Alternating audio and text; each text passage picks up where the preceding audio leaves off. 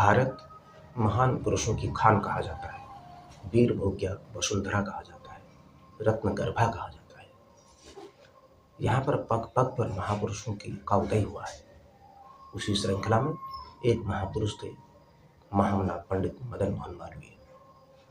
जैसे उनके बारे में कहा जाता है, विद्वत्वं च निरपत्वं च नैव तुल्यं कदाचन स्वदेशे पूज्यते राजा विद्वान सर्वत्र पूज्यते। अर्थात एक विद्वान और राजा की कभी कोई तुलना नहीं की जा सकती। और क्योंकि एक राजा तो केवल अपने राज्य में ही पूजा जाता है, लेकिन एक विद्वान सब जगह सम्मान पाता है।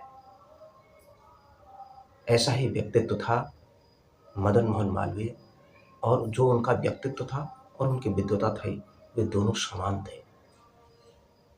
भारतीय समाज, राजनीति और शिक्षा जगत में उनका जो योगदान है वो अप्रतिम है, अतुलनीय है, अविश्वसनीय है। काशी हिंदू विश्वविद्यालय के महाजनक, सत्यमेव जयते के नारे को लोकप्रिय बनाने वाले, राष्ट्रवाद के प्रखर समर्थक, एक कुशल राजनेता, कुशल अधिवक्ता, महान स्वतंत्रता सेनानी और शिक्षा और ज्ञान की अखंड ज्योति प्रज्वलित कर सामाजिक कुरीतियों पर कठोर प्रहार करने वाले ऐसे महान शिक्षाविद और भारत रत्न पंडित मदन मोहन मालवीय का जीवन प्रेरणादायक रहा है, अद्भुत रहा है। जो अंग्रेजों के विरुद्ध सदैव संघर्षरत रहे, जीवन भर जिन्होंने संघर्ष किया। महात्मा गांधी जैसे महामानव भी उन्हें राष्ट्र निर्माता यानी भारत का निर्माता कहते थे। वो कहते थे कि जब मैं मालवीय जी से मिला तो उनका मन गंगा की धारा की तरह बहुत निर्मल, एक पवित्र नदी की तरह लगे। तब मैंने तय कर लिया कि मैं इस निर्मल धारा में गोता लगाऊंगा। और तब से मालवीय जी, पंडित जो मदन मोहन मालवीय जी हैं, वे समाज में असमानता, अस्पृश्यता, अशिक्षा, बाल विवाह और अनेकानेक रूढ़िवादी परंपराओं के खिलाफ और तुष्टीकरण की नीतियों के खिलाफ वे सदैव संघर्षरत रहे। और उन्होंने समान न्याय और समानता के पक्षधर थे।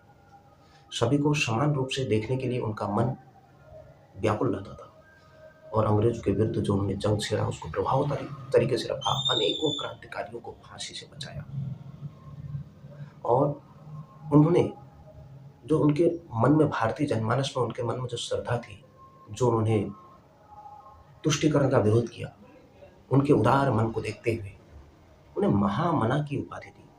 ऐसी उपाधि न भूतो न भविष्यति, न किसी को मिली न किसी को मिलेगी। ऐसा महान व्यक्तित्व, इतना महान मन कि काशी हिंदू विश्वविद्यालय के उन्होंने जगह जगह के पैदल गए, देश भर में घूमे, एक लोगों की से भिक्षा मांगी। इसी कड़ी में वे एक नवाब के पास भी गए। जब वो हैदराबाद के निजाम के पास गए तो लोगों में काफी ये चर्चा का विषय रहा। उनकी चंदे की कहानी बहुत जब प्रसिद्ध है। निजाम ने उनको कैसा निशान दिखाना चाहा। जब पंडित मालवीय जी ने उनसे आर्थिक मदद के लिए कहा तो उन्होंने अपने पैर का एक जूती निकाल के दिया जो सोने का था। वो ला करके उसे वहीं उसी शहर में ला करके चौराहे में आकर के उसकी नीलामी करने लगे। इसकी चर्चा सर्वदूर गूंजने लगी, राजा के कानों तक भी पहुंची, वहां के नवाब के कानों तक भी पहुंची। तो उस समय उसको बड़ा अजीब लगा। उन्होंने कहा, मैंने उनको अपना जूता दिया, उन्होंने वो स्वीकार भी कर लिया और उसे लेकर के वे नीलाम करने लग गए। यानी नवाब की इतनी बेइज्जती। उन्होंने वापस बुलाया, ससम्मान बैठाला और उनको आर्थिक सहायता दी और वापस बुला करके उनको कहा कि हमें क्षमा करिए। तो उनसे वो किसी का भी प्रतिकार नहीं करते थे, वो उसको वैसा ही स्वीकार कर लेते थे। इसलिए उनकी सादगी, उनकी शैक्षिक गुणवत्ता, उनकी ईमानदारी, उनकी गरिमा, उनकी महानता उच्च कोटि की पराकाष्ठा को पार कर चुकी थी। और उनकी प्रतिभा, उनकी योग्यता, उनकी विद्वता की चर्चा चारों तरफ होती थी। और उनका समाचार पत्र आपने देखा होगा, एक राजा रामपाल सिंह ने अपने समाचार पत्र के लिए उनको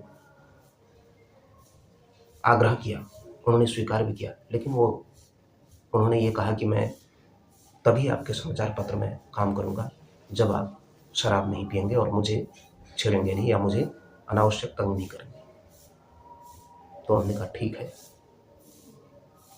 लेकिन एक बार वे उनके सामने शराब पीकर आए तो उन्होंने वह छोड़ दिया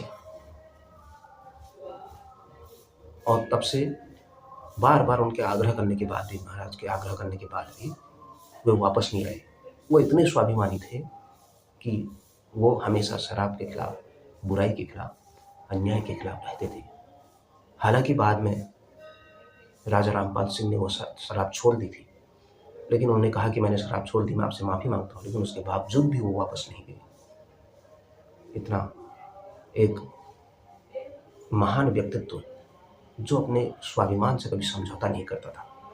काशी हिंदू विश्वविद्यालय की स्थापना में, समाज में व्याप्त बुराइयों के खिलाफ तथा स्वतंत्रता आंदोलन के महानायक, भारत रत्न, महान विद्वान मदन मोहन मालवीय जी को मैं कोटि कोटि नमन करता हूँ।